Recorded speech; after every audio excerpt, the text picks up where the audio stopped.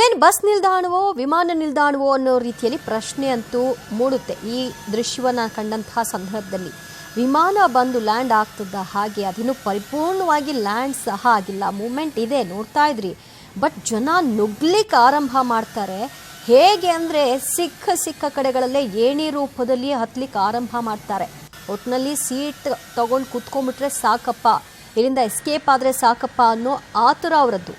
ಅವರಲ್ಲಿರೋ ಆತಂಕದಿಂದಲೇ ಈ ಆತುರತೆ ಕಾಣಿಸ್ತಾ ಇದೆ. ಅಲ್ಲಿಂದ ಜೀವ ಉಳಿಸ್ಕೊಂಡು ಹೋಗೋಣ ಅಂತ ಅವ್ರು ತೋರ್ತಾ ಇರೋ ಈ ದುಸ್ಸಾಹಸ ಏನಿದೆ ಅದು ಅವರ ಜೀವವನ್ನೇ ತೆಗೆಯಬಲ್ಲದು ಅನ್ನೋದ್ರ ಬಗ್ಗೆ ಯಾರಿಗೂ ಅದರ ಅರಿವಿಲ್ಲ. ಹೇಗೆ ಅಂದರೆ ಈ ಬಸ್ಗಳಲ್ಲಿ ಅಥವಾ ಟೆಂಪೋಗಳಲ್ಲಿ ಹೇಗೆ ಟಾಪ್ನ ಏರಿ ಜನ ಹೋಗ್ತಾರೋ ಆ ರೀತಿಯಲ್ಲಿ ವಿಮಾನದ ಮೇಲೆಲ್ಲ ನಿಂತು ಕುಳಿತು ರೆಕ್ಕೆಯನ್ನು ಹಿಡ್ಕೊಂಡು ಆ ಟೈರ್ಗಳನ್ನು ಹಿಡ್ಕೊಂಡು ಇಲ್ಲಿಂದ ನಾವು ಹಾರ್ಕೊಂಡು ಬೇರೆ ಕಡೆಗೆ ಸೇಫಾಗಿ ಹೋಗ್ಬಿಡ್ತೀವಿ ಅನ್ನೋ ರೀತಿಯಲ್ಲೇ ಜನ ವರ್ತಿಸ್ತಾ ಇದ್ದಾರೆ. ಆ ದೃಶ್ಯ ನೋಡ್ತಾ ಇದ್ರಿ ನೀವು, ಹೇಗೆ ರಾಶಿ ಜನ. ಇದು ವಿಮಾನ ನಿಲ್ದಾಣ, ಜನಜಂಗುಳಿಯಿಂದ ತುಂಬಿ ತುಳುಕ್ತಾ ಇದೆ ಆ ಒಂದು ವಿಮಾನ ನಿಲ್ದಾಣ ಕಾಬೂಲ್ನಲ್ಲಿ. ಸದ್ಯ ಈಗ ವಿಮಾನಗಳ ಹಾರಾಟವನ್ನು ಬಂದ್ ಮಾಡಿದ್ದಾರೆ. ಯಾರಿಗೂ ಪ್ರಯಾಣಕ್ಕೆ ಅವಕಾಶ ಇಲ್ಲ.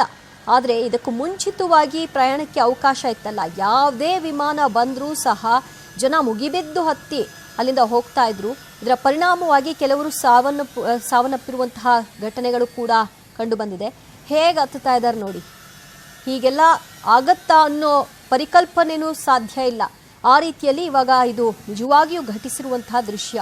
ವಿಮಾನ ನಿಲ್ದಾಣನ ಇದು ಅಥವಾ ಬಸ್ ನಿಲ್ದಾಣನ? ಸಾಮಾನ್ಯವಾಗಿ ಬಸ್ ನಿಲ್ದಾಣಗಳಲ್ಲಿ ಹೀಗೆ ಮಾಡ್ತಾರೆ. ಕರ್ಚಿಫ್ ಹಾಕೋದು ಕಿಟಕಿಯಿಂದ, ಬೇಗ ಹೋಗಿ ಕುಳಿತುಕೊಳ್ಳಿಕ್ಕೆ ಟ್ರೈ ಮಾಡೋದು, ಸೀಟ್ ಸಿಗಲ್ಲ ಆಮೇಲೆ ಅನ್ನೋ ರೀತಿಯಲ್ಲಿ ಆಲೋಚನೆ ಮಾಡೋದು, ಇವೆಲ್ಲ ಬಸ್ಗಳಲ್ಲಿ ನಾವು ನೋಡಿರ್ತೀವಿ. ಬಟ್ ಇದು ವಿಮಾನದಲ್ಲೂ ಕೂಡ ಆಗ್ತಾ ಇದೆ. ವಿಮಾನ ನಿಲ್ದಾಣದಲ್ಲಿ ವಿಮಾನ ಬಂದು ಲ್ಯಾಂಡ್ ಆಗೋದೇ ತಡ ಜನ ಓಡ್ಲಿಕ್ಕೆ ಆರಂಭ ಮಾಡ್ತಾರೆ. ರಾಶಿ ಜನ. ಅದರಲ್ಲಿ ಕೆಲವರು ಸುರಕ್ಷಿತ ಸ್ಥಳಗಳಿಗೆ ಶಿಫ್ಟ್ ಆಗಿದ್ದಾರೆ, ಹಲವರು ಎಲ್ಲಿಯೂ ಹೋಗಲಿಕ್ಕೆ ಆಗದೆ ಪರಿತಪಿಸ್ತಾ ಇದ್ದಾರೆ. ಈ ಜನಜಂಗುಳಿಯನ್ನು ತಪ್ಪಿಸೋ ಸಲುವಾಗಿ ಅಲ್ಲಿ ತಾಲಿಬಾನ್ ಉಗ್ರರು ಗುಂಡಿನ ದಾಳಿಯನ್ನು ಕೂಡ ನಡೆಸಿದ್ರು. ಈ ಗುಂಡಿನ ದಾಳಿಗೂ ಕೂಡ ಕೆಲವರು ಸಾವನ್ನಪ್ಪಿದ್ದಾರೆ. ಇದನ್ನೆಲ್ಲ ಕಂಟ್ರೋಲ್ ಮಾಡಬೇಕು ಅನ್ನೋ ಸಲುವಾಗಿ ಗುಂಡಿನ ದಾಳಿಯನ್ನು ನಡೆಸಿದ್ರು. ಈ ಉಗ್ರರ ಕೈವಶದಿಂದ ಮುಕ್ತಿಯನ್ನು ಪಡೆದ್ರೆ ಸಾಕಪ್ಪ ಅನ್ನೋದು ಜನರ ಒಂದು ಆತಂಕಕ್ಕೆ ಕಾರಣವಾಗಿದೆ. ಪ್ರಾಣ ಹೋಗುತ್ತೆ ಅನ್ನೋದರ ಪರಿವೂ ಇಲ್ಲದಂತೆ ಈ ರೀತಿ ವಿಮಾನಗಳ ರೆಕ್ಕೆಯನ್ನು ಹಿಡಿದು ವಿಮಾನಗಳ ಮೇಲೆಯೇ ಹತ್ತಿ ಕುಳಿತು ಹಾರಿ ಜೀವ ಉಳಿಸ್ಕೊಳ್ಳೋಣ ಅನ್ನುವಂತಹ ದುಸ್ಸಾಹಸಕ್ಕೆ ಕೈ ಹಾಕಿರುವಂತಹ ಜನರ ಚಿತ್ರಣ ಇದು. ಆತಂಕಕ್ಕೆ ಪ್ರಾಣವನ್ನೇ ಕಳೆದುಕೊಂಡಿದ್ದಾರೆ ಈಗ ಸದ್ಯ ಕೆಲವರು. ಮತ್ತಷ್ಟು ಮಾಹಿತಿ ಪಡೆಯೋಣ ನಮ್ಮ ಪ್ರತಿನಿಧಿ ಶಬ್ಬೀರ್ರಿಂದ. ಶಬ್ಬೀರ್, ಇದೇ ರೀತಿ ಸುಮಾರು ಎಷ್ಟು ವಿಮಾನಗಳ ಹಾರಾಟ ನಡೆಸಿರಬಹುದು? ಅಲ್ಲಿ ಸಾಧ್ಯ ಆಗಿಲ್ಲ ಎಲ್ಲರನ್ನೂ ಕೂಡ ಶಿಫ್ಟ್ ಮಾಡಲಿಕ್ಕೆ. ಕೆಲವರು ಶಿಫ್ಟ್ ಆದರೂ ಇನ್ನು ಕೆಲವರು ಶಿಫ್ಟ್ ಆಗೋದ್ರೊಳಗಾಗಿ ಬಂದ್ ಸಹ ಮಾಡಿಬಿಟ್ಟಿದ್ದಾರೆ. ಇಲ್ಲಿಯವರೆಗೂ ಎಷ್ಟು ವಿಮಾನಗಳು ಹಾರಿರಬಹುದು, ಬೇರೆ ಕಡೆಗಳಿಗೆ ತೆರಳಿರಬಹುದು ಅನ್ನೋ ಮಾಹಿತಿ ಇದೆ? ದಿವ್ಯಾ, ನಿನ್ನೆವರೆಗೂ ಕೂಡ ಸಾಮಾನ್ಯವಾಗಿ ಅಫ್ಘಾನಿಸ್ತಾನ ಮತ್ತು ಕಾಬೂಲ್ನ ನಡುವೆ ವಿಮಾನ ಹಾರಾಟ ನಡೀತಾ ಇತ್ತು. ಆದರೆ ಯಾವಾಗ ಕಾಬೂಲ್ನ ಹೊರಭಾಗದಲ್ಲಿ ಏನು ತಾಲಿಬಾನ್ ಉಗ್ರರು ಆವರಿಸ್ಕೊಳ್ತಾರೆ ಆಗ ಬೇರೆ ದೇಶದ ಎಲ್ಲ ವಿಮಾನಗಳೇನಿದ್ವು ಅವೆಲ್ಲವೂ ಕೂಡ ಕಾಬೂಲ್ಗೆ ಇರುವಂಥ ಸಂಪರ್ಕವನ್ನು ಕಡಿತಗೊಳಿಸಿದ್ವು. ಹಾಗಾಗಿ ನಿನ್ನೆ ಸಂಜೆಯಿಂದಲೇ ಕಾಬೂಲ್ಗೆ ಬರುವಂಥ ವಿಮಾನಗಳ ಸಂಖ್ಯೆ ಏನಿದೆ ಅದು ಬಹುತೇಕ ನಿಂತು ಹೋಗಿತ್ತು.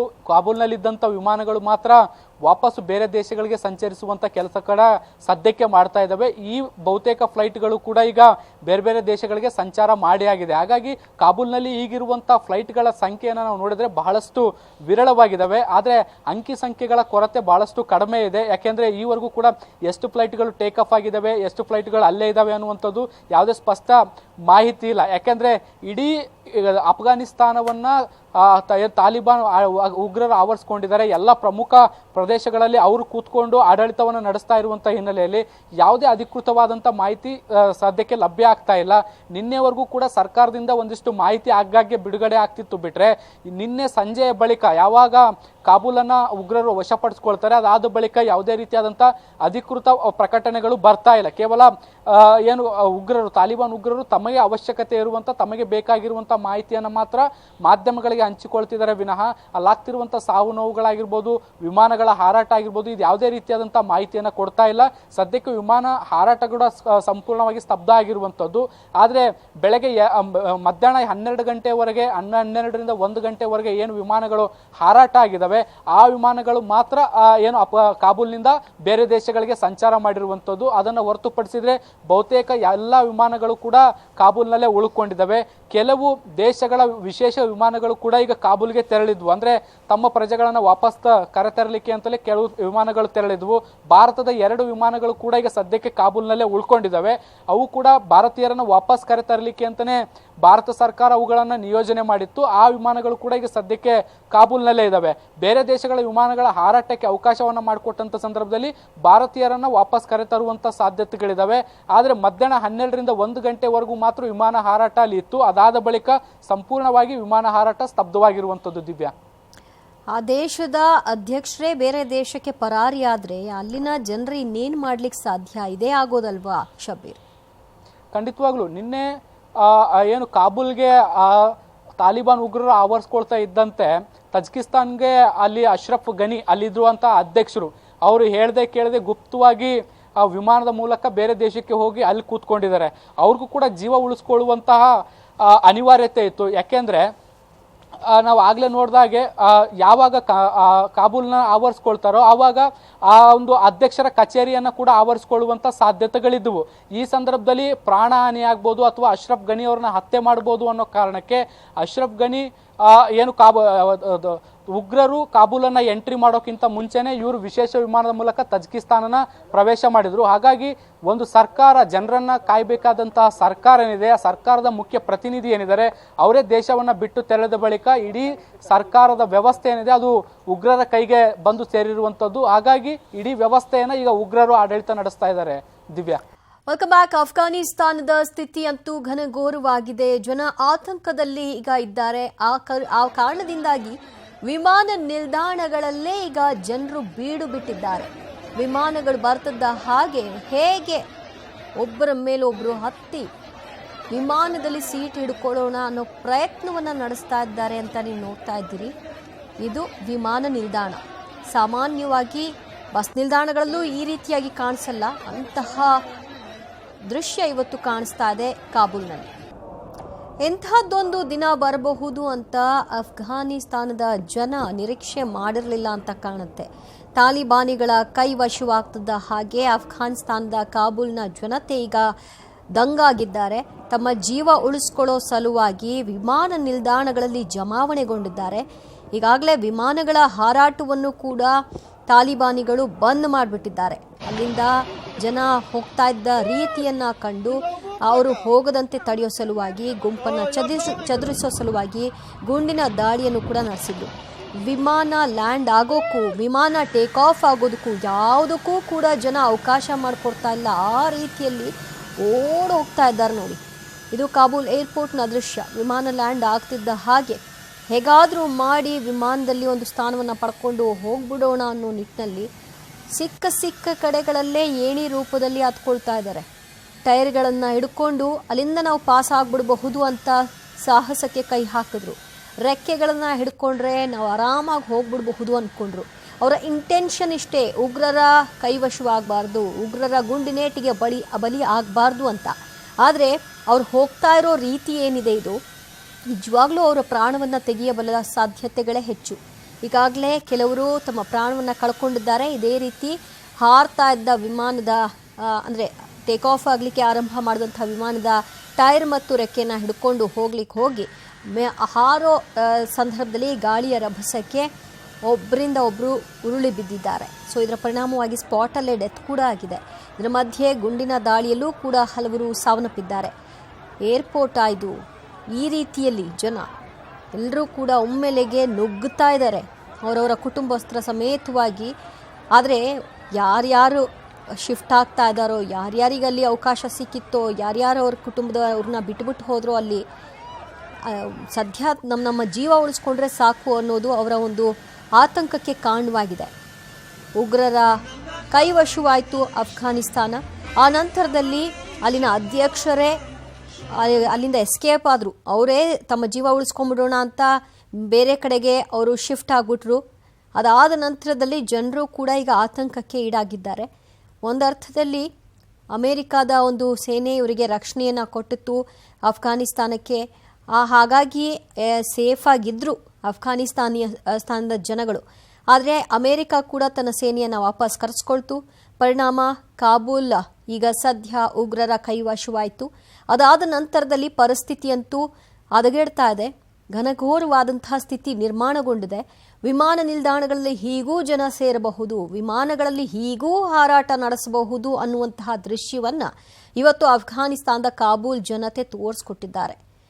ತಮ್ಮ ಜೀವ ಉಳಿಸ್ಕೊಂಡ್ರೆ ಸಾಕಪ್ಪ ಅನ್ನೋದು ಆ ಜನರ ಒಂದು ಆತಂಕಕ್ಕೆ ಒಂದು ಕಾರಣವಾಗಿದೆ.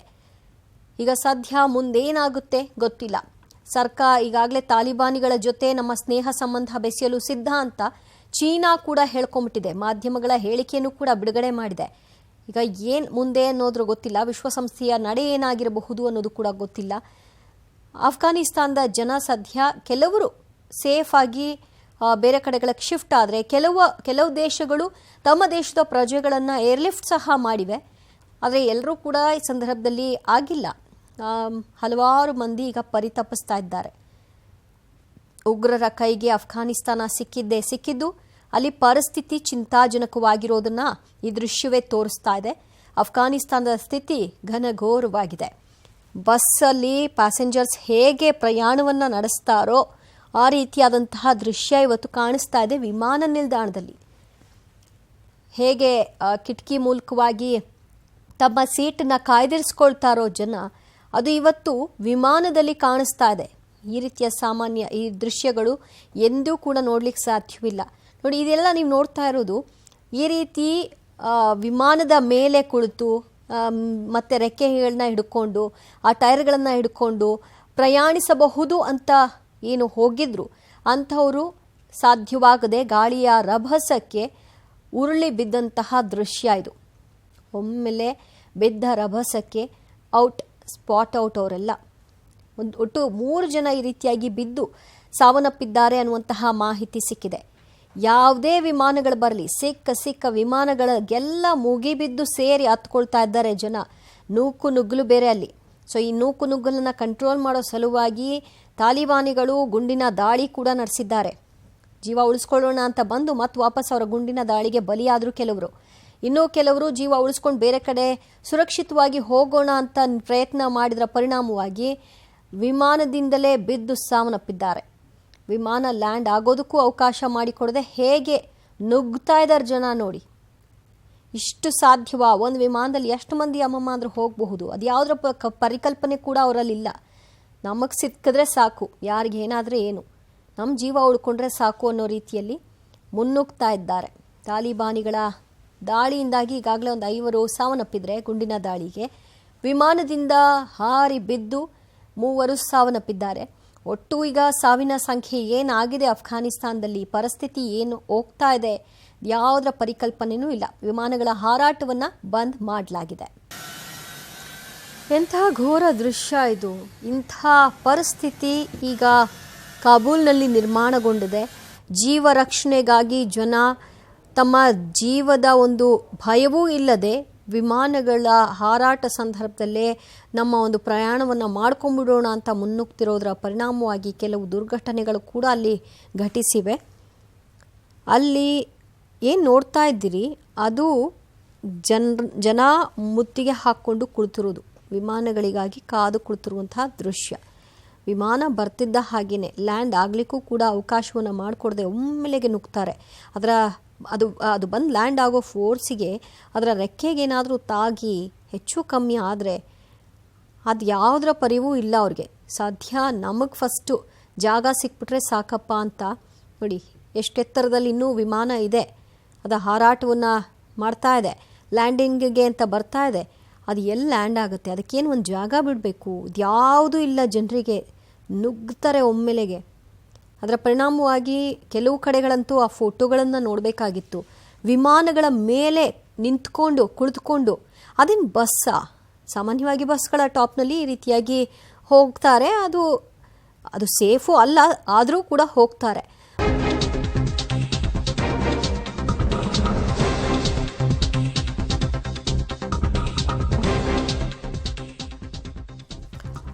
ಉಗ್ರರು ಈಗ ಸಂಸತ್ ಕೂಡ ಬಿಡ್ತಾ ಇಲ್ಲ, ಜೊತೆಗೆ ಸಂಸತ್ತು ಅರಮನೆ ಎಲ್ಲವನ್ನೂ ಕೂಡ ತಮ್ಮ ಕೈವಶ ಮಾಡಿಕೊಂಡಿದ್ದಾರೆ. ಉಗ್ರರ ಕೈವಶವಾಗಿದ್ದಂತಹ ಕಾಬೂಲ್ ಈಗ ಸಂಸತ್ ಕೂಡ ಅವರ ಕೈವಶವಾಗಿದೆ. ಜೊತೆಗೆ ಅರಮನೆಯನ್ನು ಕೂಡ ತಮ್ಮ ವಶಕ್ಕೆ ಪಡೆದುಕೊಂಡಿದ್ದಾರೆ. ಹೀಗೆ ಎಲ್ಲವನ್ನೂ ಕೂಡ ಆಕ್ರಮಿಸ್ಕೊಳ್ತಾ ಇದ್ದಾರೆ. ದೃಶ್ಯದಲ್ಲಿ ನೋಡ್ತಾ ಇದ್ರಿ ಹೇಗಿದೆ ಅವರ ಒಂದು ವರ್ತನೆ ಅಂತ. ಇದೆಲ್ಲವೂ ಕೂಡ ಉಗ್ರರು ಸಂಸತ್ನಲ್ಲಿ ಪ್ರವೇಶ ಮಾಡಿದ್ರ ಪರಿಣಾಮವಾಗಿ ಕಂಡುಬರ್ತಾ ಇರೋದರ ದೃಶ್ಯ. ಅರಮನೆಯಲ್ಲಿ ಉಗ್ರರ ಮೋಜು ಮಸ್ತಿ ಹೇಗಿದೆ ನೋಡಿ.